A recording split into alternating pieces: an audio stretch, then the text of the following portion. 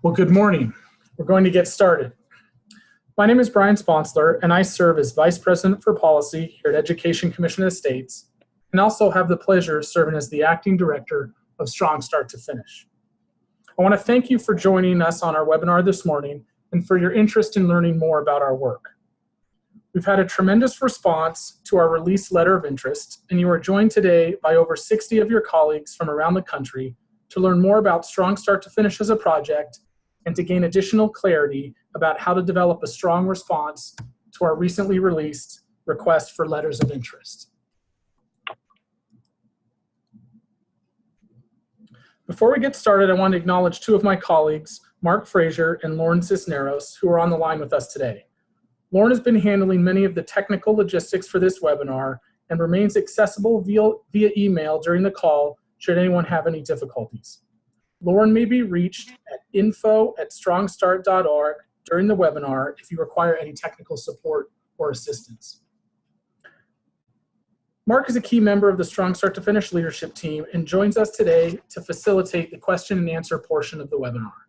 Mark will be gathering questions over the course of our presentation and then moderating the discussion that will be at the end after our prepared remarks.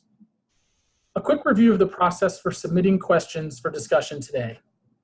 In the final version of today's webinar invitation, you received some instructions on how to submit questions. As you see on your screen, we are asking participants to please make use of the chat function to submit questions for discussion with your colleagues. Please follow these instructions to ensure your question is captured and you can contribute to our discussion. We will collect all questions and make sure that everyone gets a response and the information that they need. Some of those responses will come today in real time, and others will require follow-up offline.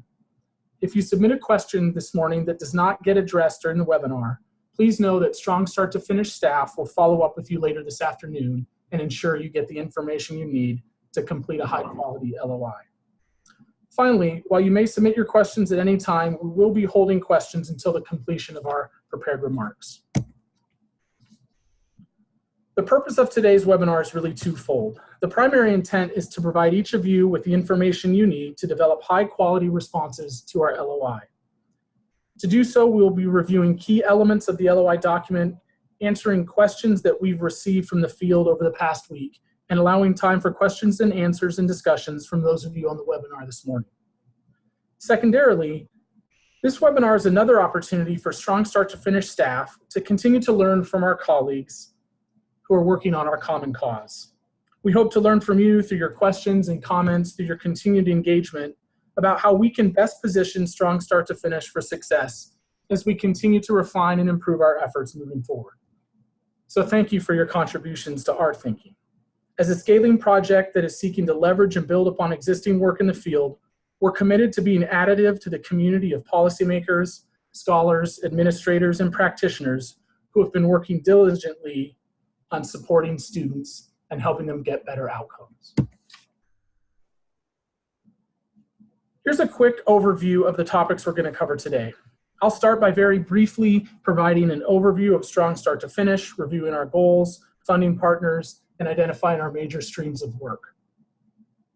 We'll then turn specifically to the LOI itself, reviewing key required elements and reviewing the project timeline and the eligible geographies to participate in the project. And finally, I will provide answers to some of the questions that were submitted over the past week as a way to begin and transition into a discussion that can end our time together today. So let's get started. Strong Start to Finish is positioned within and sees itself as supportive of the broader college completion and student success agenda. The framing goal under which much of today's policy practice and research in higher education operates are collective efforts to dramatically increase college completion and degree, licensure, and certificate attainment certainly informs our work. Specifically, Strong Start to Finish is acutely focused on the grant goal you see on the screen. We are aiming to dramatically improve the number and proportion of low-income students, students of color, and returning adults who complete math and English courses and enter a program of study in their first academic year. We are about the scaling of proven approaches to help vastly more students achieve success in post-secondary education by getting off to a strong start.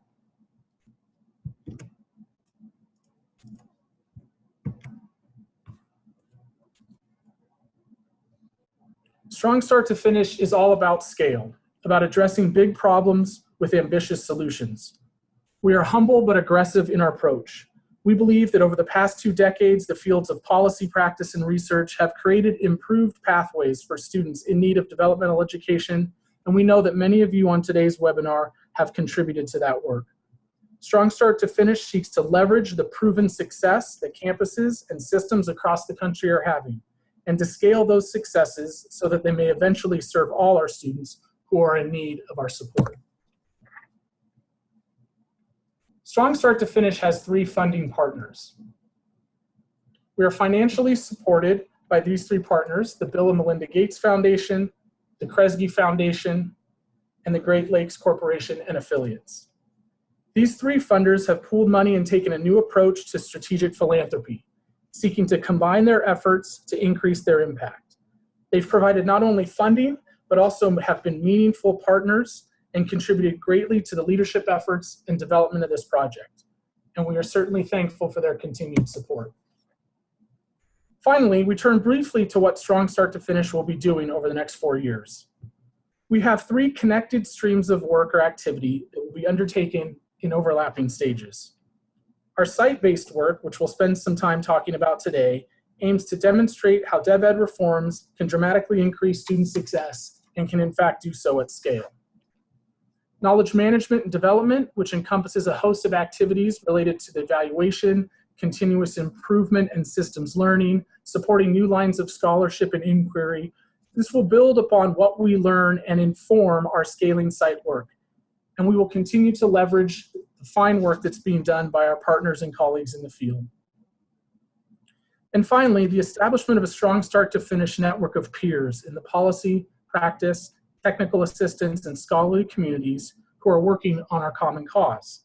Our network will begin with the state leadership teams who are guiding our site work, the organizations and individuals who are assisting them in achieving their project goals, and will be extended to our partners in the field as we move into the next year.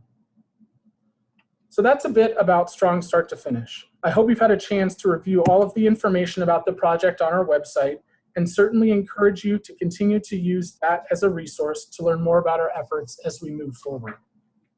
Let's turn now specifically to the LOI process and the requirements on the document that needs to be submitted by September 22nd.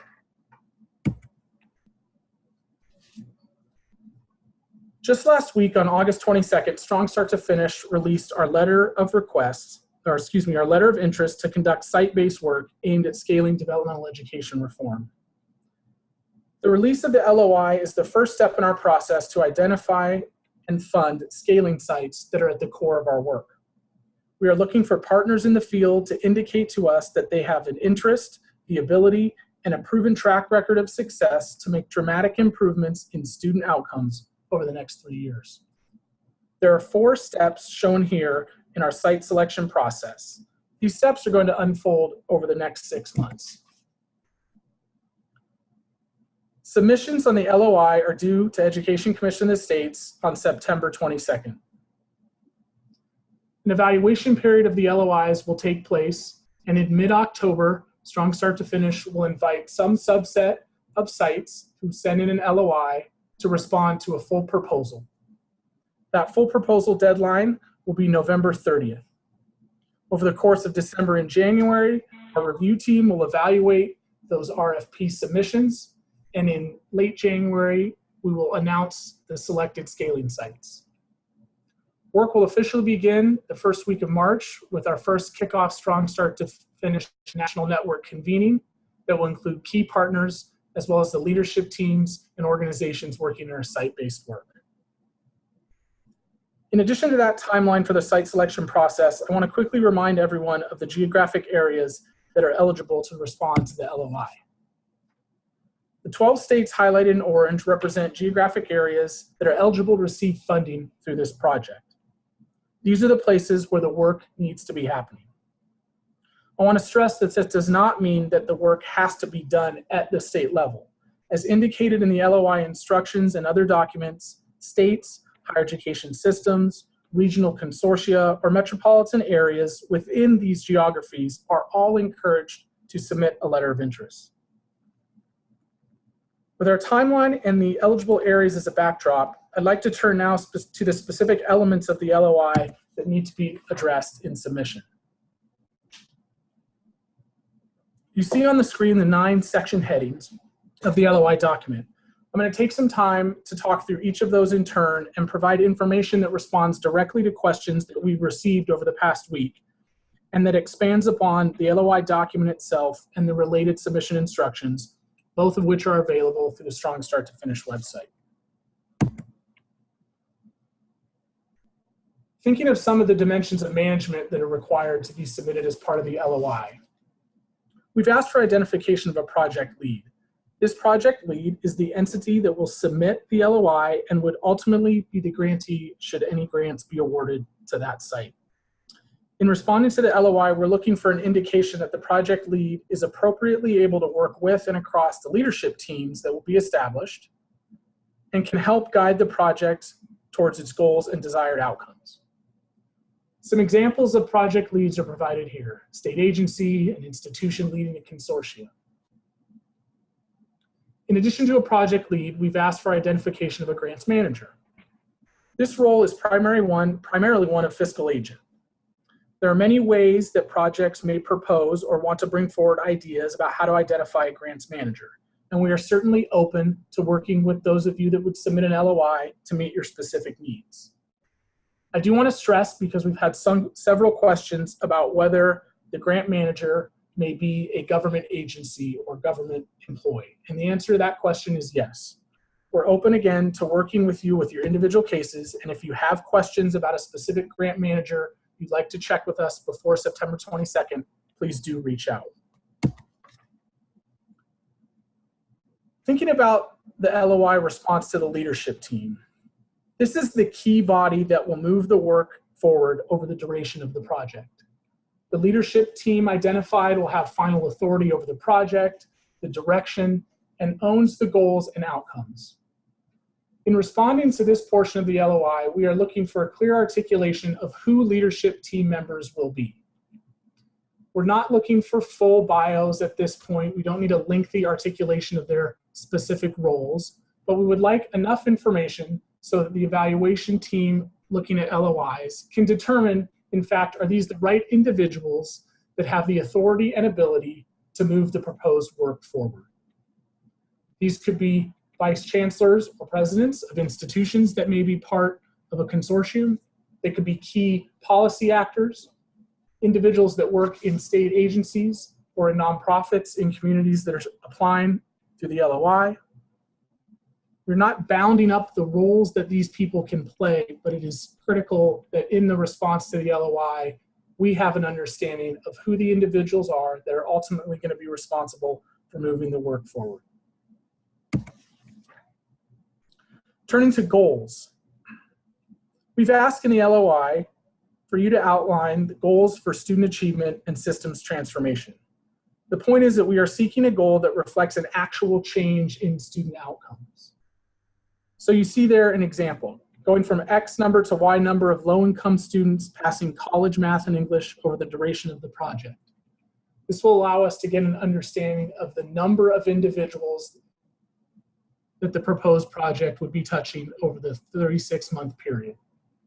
We're also looking to understand the proportion of students that would be impacted by the work proposed.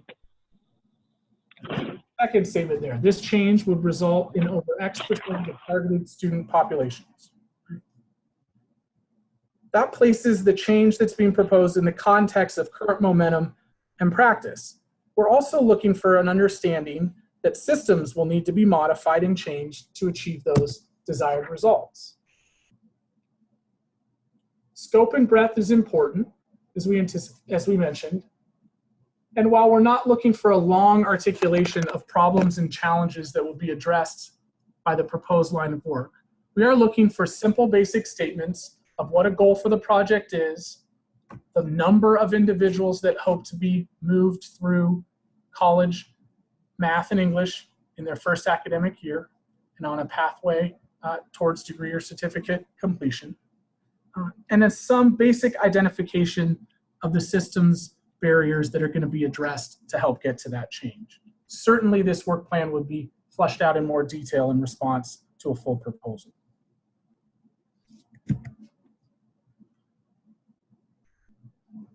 After you've articulated a goal, we've asked for some brief information about how the thinking is that that goal would be achieved. What practices that are grounded in the core principles that are the intellectual foundation of the strong start to finish work may be leveraged? What actions will be taken? How will the processes that are already ongoing, that have demonstrated momentum and positive trends, continue? We're seeking a top-line summary of the work plan. We need enough information to understand what momentum is currently existing in the collection of institutions that look to participate in the project, and how this particular project will scale or adjust those efforts to meet the new outcomes that have been stated in the goal. When outlining a plan to achieve the goal, we would encourage you all to return to the core principles document. Again, currently made available through the strongstart.org website. These 6 principles outlined here were articulated in a statement released in November of 2015 by a collection of partners who had been working on developmental education over a period of time and wanted to collect the information about what was working to help address the vast majority of students.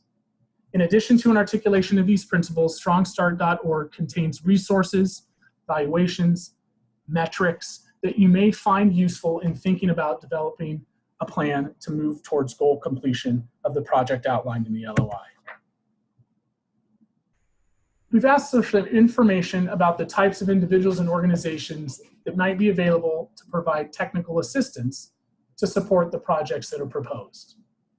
We're looking for an identification of local, state, or national organizations that can help on certain dimensions of the project. Rather than just a listing or, on the other end of the spectrum, a full narrative, we're suggesting that respondents think about listing briefly the organization's name and a single sentence statement about what that particular partner would do. You see 2 examples of that here. This will give the evaluation committee an understanding of who the key organizations and actors are that could support the work moving forward. Again, we'll have opportunities downstream to think about expanding on that as necessary, but this piece of information will be very helpful to the LOI review committees. Metrics. The site-based work will have a series of common metrics that will be engaged with and supplied by all of the sites that are selected for the Strong Start to Finish project. You see a listing of some of those metrics here. Under the metrics section of the LOI, we're looking for a statement that the applicant has the capacity to collect and report on these metrics.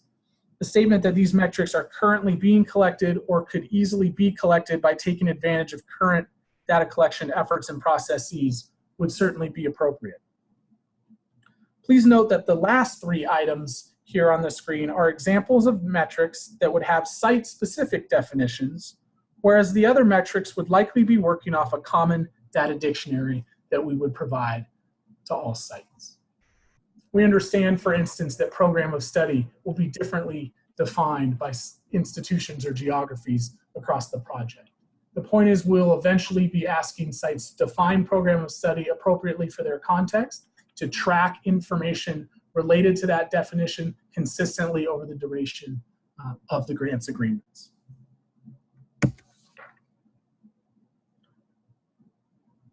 In the LOI, we asked just for a brief acknowledgement that the submitter understands that a requirement of the project would be sending a significant number of the members of the leadership team to the Strong Start to Finish kickoff event for early March of 2018.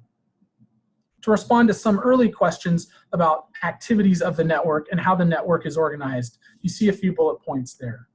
We imagine having this group get together once a year in person. There are no dues and no formal leadership structure to the network. And we will certainly be trying to leverage the support of our key partners in the area as issues come up that the network can help us think about providing information to sites or leveraging other convenings and activities that are taking place. We want to be respectful partners in what we know is a crowded networking environment, and we'll be thinking carefully in out months about how to position the strong start to finish network so that it can be additive to discussions about developmental education reform. Finally, a few comments about the budget.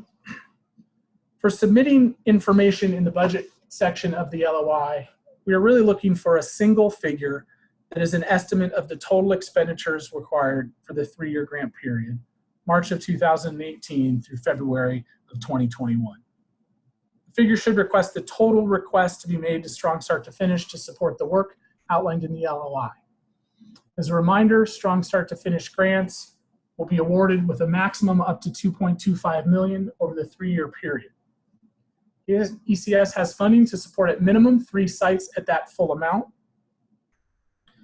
If you have any additional questions about the budget, please make sure to reach out and let us know.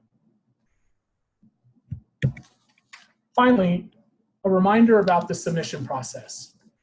Letters of interest should not exceed 5 pages and need to be uploaded through the strongstart.org website at the address that you see here. A reminder that deadline for submittal is 6 p.m. Mountain Time on September 22nd. You will receive an automatic confirmation once you've submitted your LOI. If by chance you feel that you've made a submission and have not received that automatic confirmation, please reach out to info@strongstart.org and we will address your situation and help make sure that the LOI is received on time. I'd like to turn now to provide some answers to some of the frequent questions that we've received over the past 8 days since the LOI has been out in the field. One question in particular, or questions in particular we've had, is around issues of scale and how Strong Start to Finish is thinking about and defining scale.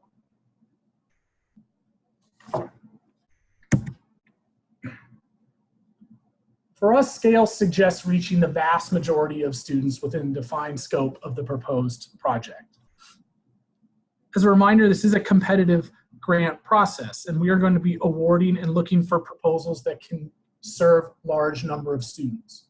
We're looking for applicants who are being ambitious about what is possible to take on historically documented achievement gaps for low-income, returning adults, and historically underrepresented minorities at our college campuses.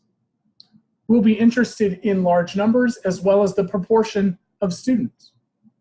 But we recognize that with the different geographies that are going to be submitting LOIs, entire state systems, individual metropolitan areas, natural consortia of institutions, that the number of students available to be touched by interventions through the project is going to differ. So we will be striking a balance when we think about scale between the proportions of students served and the absolute numbers of individuals proposals articulate being able to provide service to. Given that, it is probably unlikely that an individual campus would be able to compete with an ambitious proposal from a state or large region. So we do encourage individual institutions to find ways to partner with others to put forward a proposal that would have a scope larger than one campus. A second common question we've had is around who are qualified applicants and some questions about our definition of a system.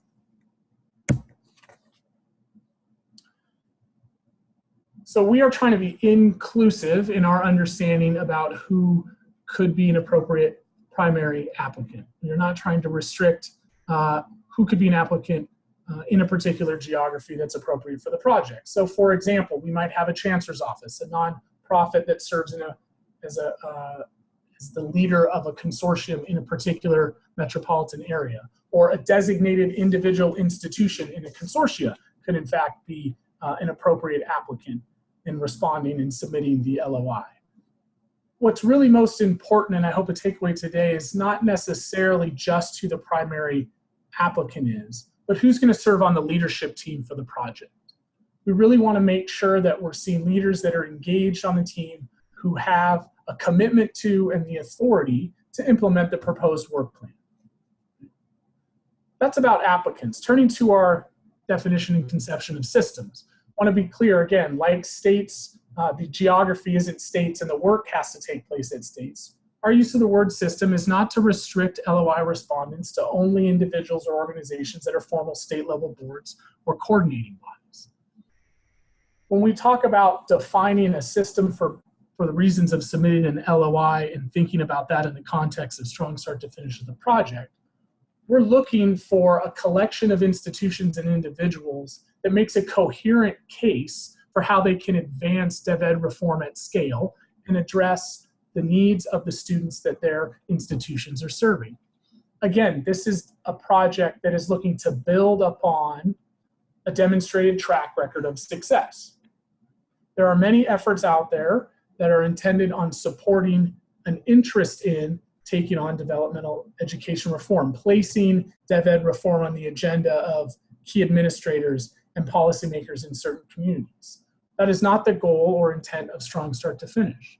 So when you think about what a system is for us, it would be an existing collection and collaboration of institutions and organizations with a track record of successful partnership in implementing developmental education reforms at the populations that we're interested in through the project. We've received some questions about the evaluation process for the LOI. How will ECS decide who to invite to the full proposal round? What is the process for evaluating the LOI submissions? As an appropriate first evaluation criteria, we will be doing a simple compliance check. Have all the required questions been answered in an appropriate fashion?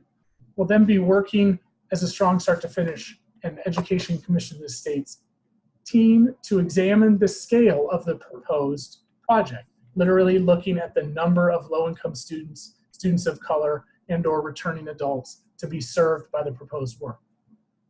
We'll be looking at the feasibility of meeting the newly articulated goal based in large part on the track record of success and momentum.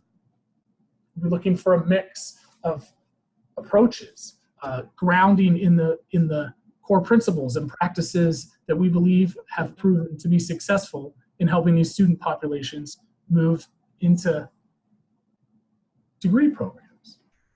We'll be conferring with chairs of our funder and expert advisory boards and then examining how the proposals stack up relative to one another.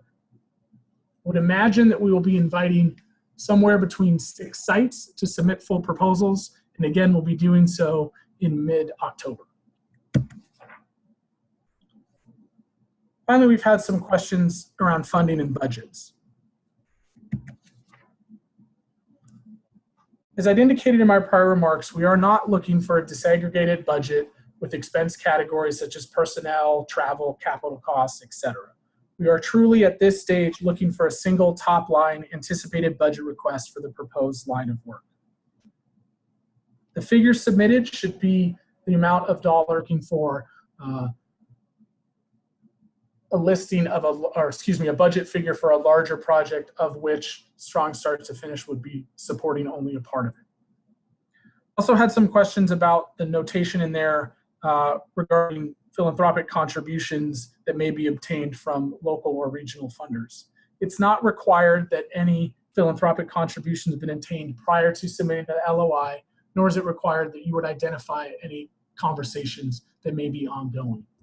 When we turn to the full proposal phase of our selection process, we will be requesting indications of interest from local philanthropic organizations that have said they would or might be interested in supporting the work.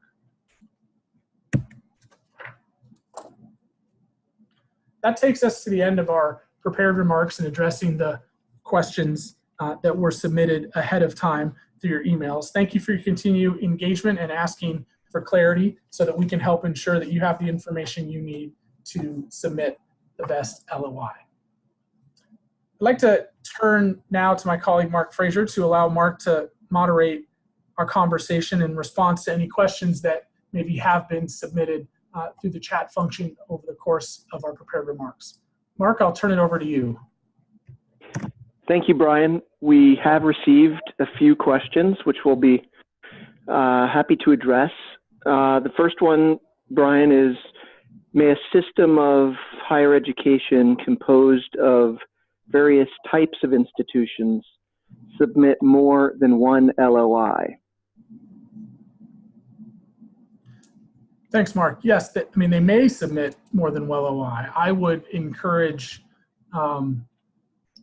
those institutions to think about how they may combine their efforts to work in partnership to put forward the most robust proposal about how these reforms would work at scale across institution types within the same system. But there is no restriction upon systems submitting multiple responses to the LOI, though I would not encourage that approach. Okay. May an individual college propose formation of a not yet formed consortium? Yes, so I think the answer to that would need to be informed by the demonstrated momentum and impacts those individual colleges and institutions have had in successfully addressing the student populations of interest to strong start to finish. So if there was a collection of institutions who have made significant progress and have significant momentum behind addressing completion of math and English in the first year for the student populations of interest and are looking to use the Strong Start to Finish project as a way to bring themselves together, I think that would be an appropriate conversation to have in submitting an LOI, and they would be eligible to do so. Were these institutions that had not advanced or not maybe on the more advanced end of the spectrum in terms of institutional practice and demonstrated outcomes in serving the populations of interest for Strong Start to Finish and are looking to pull themselves together in a consortium for a new effort, I probably would not suggest that that would be the strongest approach in submitting an LOI. Okay. There have been a couple of questions about local funding. Would we need to have a local funder as part of the LOI? Yes, again, no, there's no requirement that a local funder would need to be part of the LOI. For those that progress to the full proposal section, there will be strong encouragement that there be some local investment included in the overall project budget, but that's for the next part, not the LOI. Correct. Does the 5-page limit for the LOI include narrative only or the narrative and attachments? Would certainly include the narrative, and I don't believe we're requesting specific attachments, so I think we want to think about what that information may be, but attachments that might be submitted, assuming that they were figures or tables or some type of visual element, not additional pages of text, would certainly be fine to submit as an attachment. Could you say a little more about sub-grants to, I guess, from an applicant to grant to colleges that might be working to achieve the goals? Sure. So at the stage of the LOI, we're not requiring detailed information about who sub-grantees may be, particularly in the budget section of the LOI. I would imagine that some of the technical assistance providers, as an example, that may be listed in the LOI as organizations or individuals that would be participating in the project to support its outcomes. At some point in time in the full proposal phase, we will be asking for more detailed information about how those individuals may be compensated through the Strong Start to Finish grant. But in terms of articulating either specifically which organizations or individuals or campuses would receive subgrants or the amounts of those subgrants, that's not information that is required for submission of the LOI. Okay. One of the slides mentions an emphasis on evidence-based practices. Do you require or desire citations in the LOI in support of proposed interventions? Certainly, I'll leave that up to the individual respondent, but I think in either case, I would be fine with that. Would not be a requirement at this stage.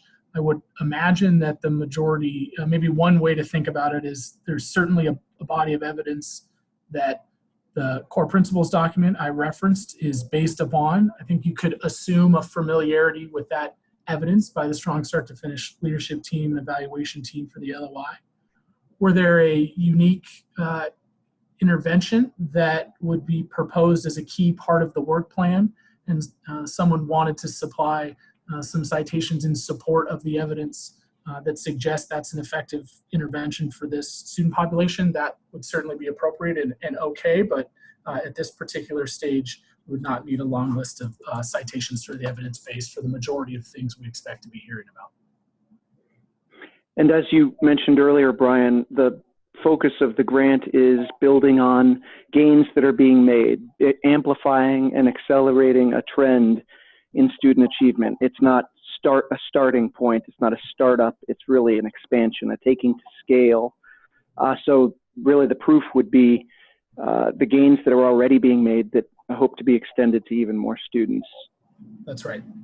Could you please define first academic year?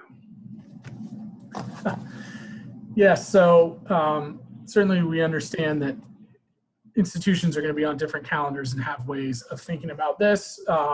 That's also complicated by the timeline of the grant agreements or the project itself. So when we think about academic year, for us, we would encourage sites to measure that in terms of the individual's start point and a full calendar year of engagement in post-secondary enrollment for that individual.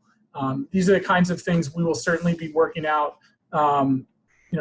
with our leadership team here and the sites to make sure that the data that's collected and reported is understood in comparable and appropriate context. I think one way we've thought about it would be hopefully, sort of a traditional academic calendar of August through following summer.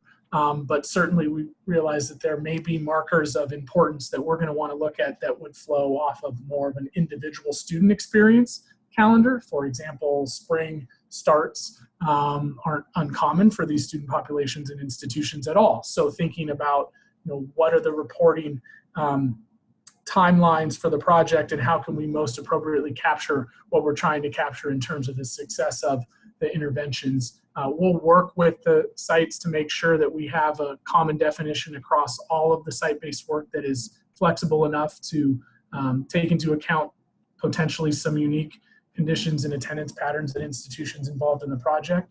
But that's certainly something that we're aware of and understand that we're going to need to make sure we're providing the workable and operational definition for the sites once they're identified. Should we seek the state coordinating board to be part of the collective? Yeah, again, I think that will depend ultimately on the project's goals and the context of that particular geography. I think it would, certainly in some cases it could be additive to have that coordinating board as part of the effort. Again, depending upon their level of engagement with this type of activity in the past. As Mark indicated in one of his responses to a prior question, I think we're looking to build on the momentum of things that are happening in place. It could be, in fact, that engagement with a coordinating agency of some kind is a part of the approach taken through a strong start to finish project that we think could help unlock greater numbers of students making it through math and English in the first year of study. I would say that, again, those student level outcomes are the markers of success of this particular project. And so having a coordinating board be a part of the collaboration that is seeking to advance those outcomes could be a good strategy. It's certainly not a requirement. And so I would have to sort of leave that ultimate decision up to the LOI respondents given their context. Are there restrictions on the types of institutions that are eligible to participate in a proposed project? No. Okay. I could say more about that, I guess, but that, I mean, we're not. Post-secondary. It's right. not. It's mainly a post-secondary grant. I mean, it isn't a K-12 grant. Correct. Right. That's right. That's right. In terms of the sectors and levels within the post-secondary sphere, that would be all would be appropriate to be part of any LOI response. You've touched, in one way or another, Brian, on a couple of these, but let's just touch on these questions to make sure that the people are clear and getting the answers they need. Are indirect costs allowed to be charged to the budget? Yes. So again, at the LOI phase, we won't be requiring any type of information about indirect rates. As we move to the sites that are invited to respond to a full proposal, we will have information there about allowable indirects, both for the primary grant recipient as well as guidance for indirects that may be paid to any of the sub-grantees. So we will provide that information, but not at this stage of the selection process. Can funding support efforts colleges are working on with high schools? So again, I would ground this answer in an understanding that the 36-month duration of the project is designed to move large numbers of low-income first generation and returning adult students students of color into and through math and English in the first academic year of study on a pathway to degree success. And so to the extent that a partnership with high schools would be advancing that objective, I think it would be incumbent upon the LOI respondent to articulate that case. We are not thinking about this particular project as one that would be engaging in the mean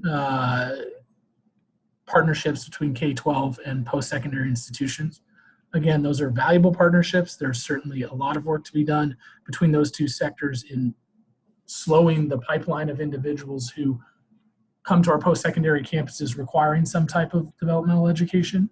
But unless there's a unique case to be made that a partnership between K-12 and post-secondary education in a particular geography would build on momentum already existing and unlock larger numbers of students hitting the outcomes of interest for strong start to finish, I would probably say that would not be a typical partnership that we would expect to see as part of the LOI.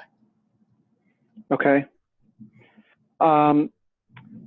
Do we need to focus on all three populations, low-income students, students of color, returning adults, or can we focus deeply on one, for example? Yes, so it's not required that you would focus efforts equally across all three of those populations.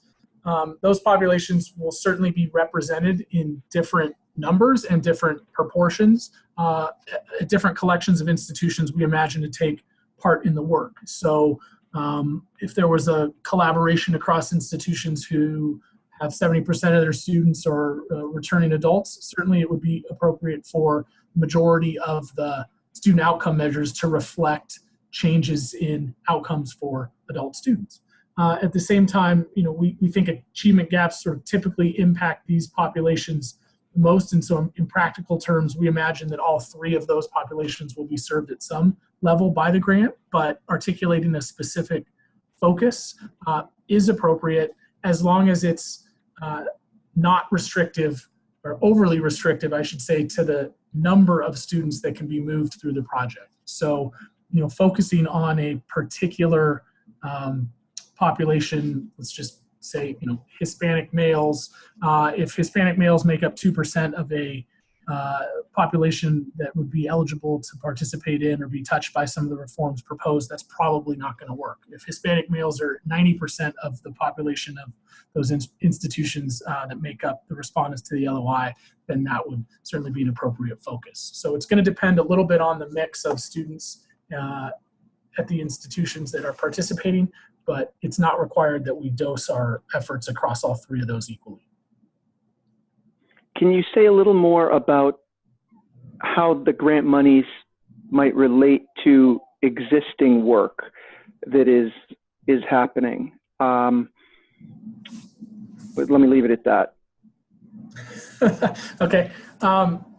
Sure. So the funds are not required to be expensed on something that would just be a brand new effort. So it wouldn't just be to pay for things that aren't otherwise being paid for. I think it would be appropriate for the funds to be used to expand things that are already in place.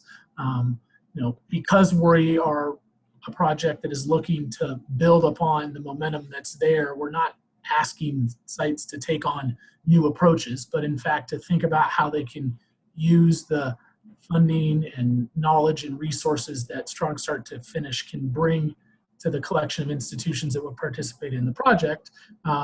We want to leverage the existing efforts that are already there. So on a technical term, I guess commingling as an example, could funds be supporting multiple efforts? We think that's probably going to happen, and it'll be necessary to happen.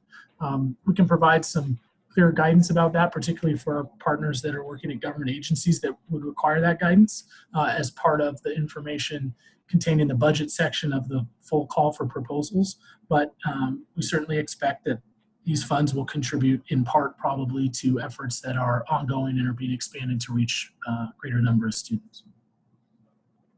Can the applicant be from a state outside of the states that were shown on the map earlier, provided work will be happening on the ground in one of the states that was shown? So the example requested is that there's a non-cognitive intervention that began in Oklahoma that's shown good results. In that case, an entity perhaps out of Oklahoma would be the lead, but it might service one of the states that you showed. Is that allowable?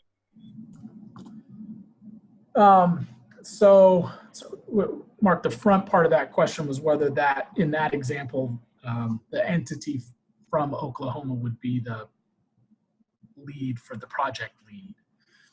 Right. Right. I would not suggest that's the appropriate pathway forward. So I think that we would expect that the project lead would be based in the geographies where the work itself would be happening. Now, in that example, would an individual or individuals from that entity that's based in Oklahoma, could they be a part of the leadership team that would be reflected in the response to the LOI? Certainly, but I think we do need to have those primary grantees be based and grounded in the geographic areas. Do programs that don't track math and English scores but can assist with post-secondary persistence apply? So I'm not sure what programs mean there, but the fundamental core requirement of the project is going to be able to demonstrate student success in outcomes of enrolling in and being successful in college level math and English in the academic year. And so kind of a baseline requirement of all of the sites that would participate in the work would be the ability to track that. If the program is if that's how I'm interpreting program, that would be my response. I would certainly think that some of the projects are going to involve elements that aren't interventions that aren't just directly tied to math and English, but might be broader advising approaches or professional development for faculty and those types of things. And certainly there'll be outcome measures of interest to the project directors in those cases, but it's not an option to be a part of the Strong Start to Finish work and not be able to report on student achievement outcomes in progressing through college level math and English. Okay. One question that's come up consistently is just about the slides and recording being available. We do want to just reiterate that the slides and recording will be available on the Strong Start to Finish website later this week. And Mark, just to build on, we'll send an email to everyone who had RSVP'd for the webinar, both yesterday's and today's, when that information is up online. So we'll let you know when it's there. If the project lead is a national nonprofit, is it okay for it to be outside the target states as long as the sites are in targeted states? You sort of touched on this earlier, but Yeah. let's go at it again. Yeah, again, I think that the work needs to be led by organization or individuals that are based in that site. So certainly we expect our partners that are more national in scope to be key parts of the work that would be undertaken there. But we have a expectation that the respondent to the LOI would be reflected in an individual or an organization that's based in the sites where in the site where the work will take place. So technical assistance, though, might be provided by a national nonprofit. Oh, of course. And those national nonprofits would certainly be appropriate to be part of a leadership team again. But we're really looking to make sure that the organizations that are responding to the LOI are based in the sites themselves and are taking some leadership role at this particular juncture on that work. Okay, and there was a related question about whether it's required that nonprofits that were involved in drafting the core principles be engaged in a project. It's not required at all. I would certainly expect that many of our partners that have been part of, for example, the development of the core principles document would be excellent resources for sites that are looking to do this work at scale. Many of them are already working in many of the places that are identified in those 12 ordered states I showed earlier. But it's not required that any of those particular national nonprofits nor any national nonprofit would be indicated as a technical assistance provider or a member of a leadership team in the LOI response. Can you define returning adult?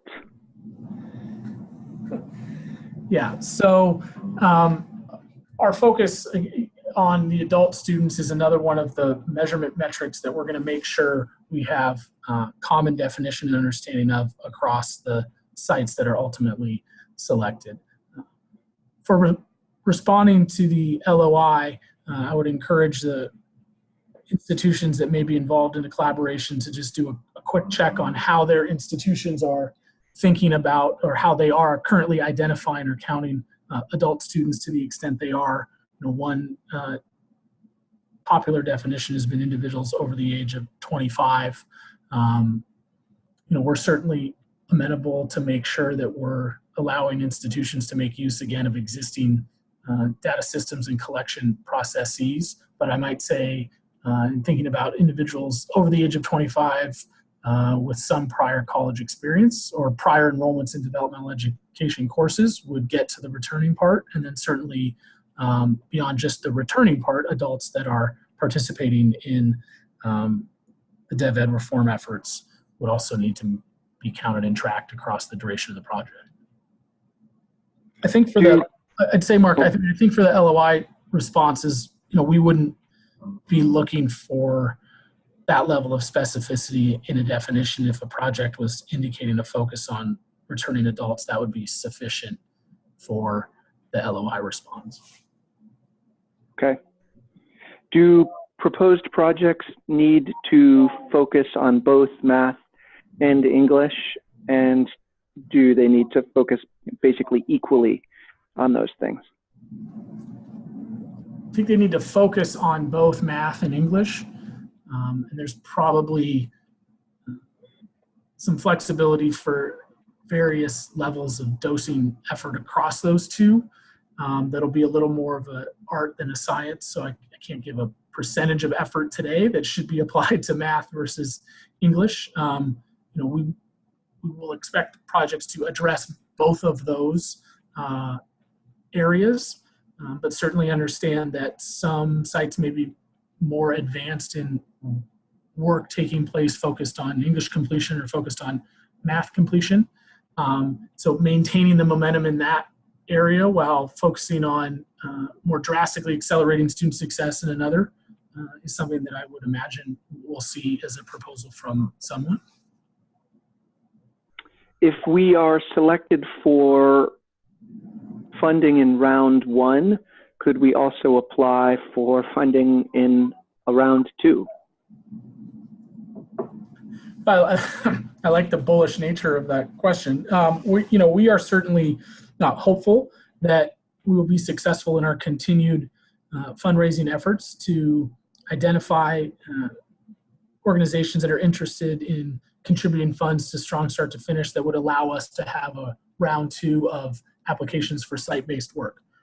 To be clear that we don't currently have that funding available, but we are actively pursuing it and are hopeful that we'll be able to secure those funds that would allow more sites to do good and necessary work. Specific answer to your question, I would not preclude any site from submitting a proposal to a hypothetical round 2. So I think the sites that may be selected for round 1 would be placed on a level playing field with everyone else, and I imagine they'd be eligible to respond to any future LOI opportunities that might come up. Okay. Brian, that's all of the questions submitted via chat. We will be printing out the full transcript of the chat to make sure that we've answered everybody's questions and getting back directly to anyone that we might have missed. But that's everything that was brought forward. Great, thank you, Mark. And thank you everyone for participating in today's webinar and your interest in the Strong Start to Finish project. You see here the info@strongstart.org email address on your screen. We encourage you to continue to use that as a way to submit questions and requests for certainly more clarity around the LOI process or any other questions or suggestions about Strong Start to Finish.